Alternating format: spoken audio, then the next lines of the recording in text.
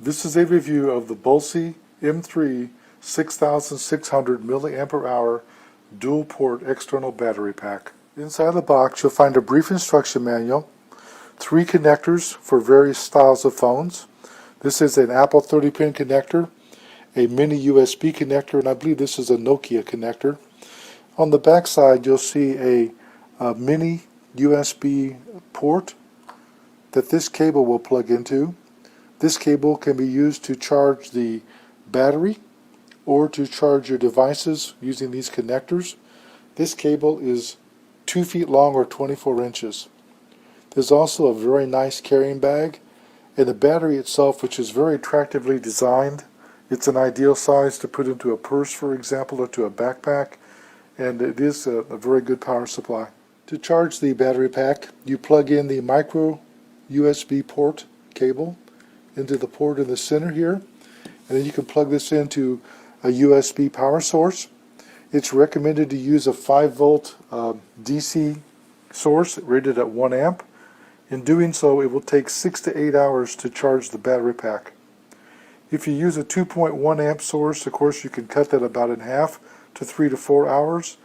And if you use your computer's USB 2.0 port, you can double that to 12 to 16 hours. The battery pack has a capacity of 6,600 milliampere hours and utilizes Samsung Grade A cells, which are high-quality lithium-ion batteries that ensure reliability, and they can be recharged over 500 times. The battery pack is highly portable and weighs in at 5 3/4 ounces. I really like the size of this battery pack. You can see the size of the battery pack compared to American quarter, and it's relatively slim too. I also like that it comes with a nice carrying bag that you can put into your purse, so things don't get stuck into the ports while it's in your purse or your briefcase. Back of the battery pack, you'll see that it's clearly marked that this port here is for smartphones. It's a USB connector.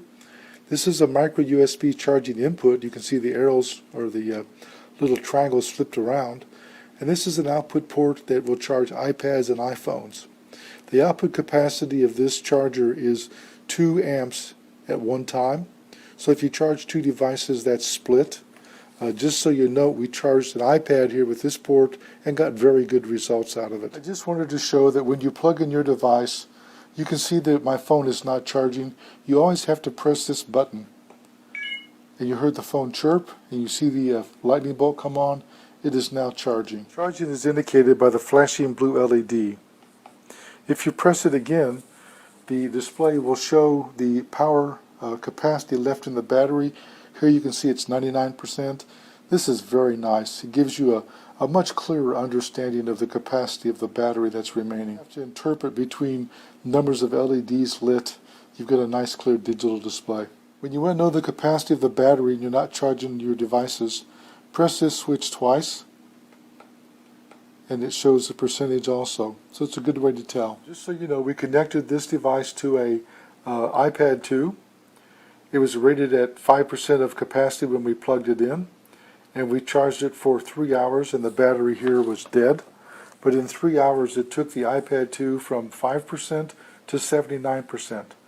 That's a 74% increase of 6944 milliampere hours, or an output capacity of 5,138.56 milliamp hours. That represents a 77.86% output of this battery. That's an excellent result. That would put this battery in the top 20% or so of all the batteries I've tested. Here's the data from my testing.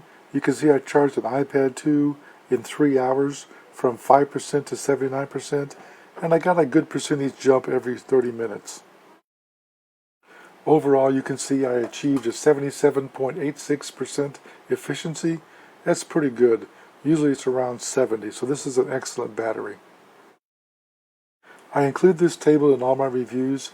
It gives the charging requirements of some common devices, and as you can see, you need to select the size of battery you want to buy based on what type of device you want to charge. Based on my testing, you could charge an iPhone 4 or 5 3.6 volt chargers on a fully charged battery pack, an iPad 2 74%, an iPad 3 or 4 44%, an iPad mini 114%, and a Kindle Fire 117%.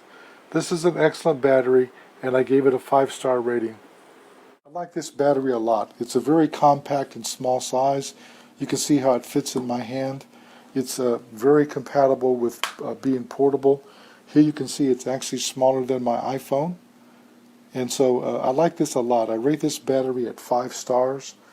This review is done by JJ CEO. I'd like you to know that I've received a sample for test and evaluation, and I promise to give a fair and honest review.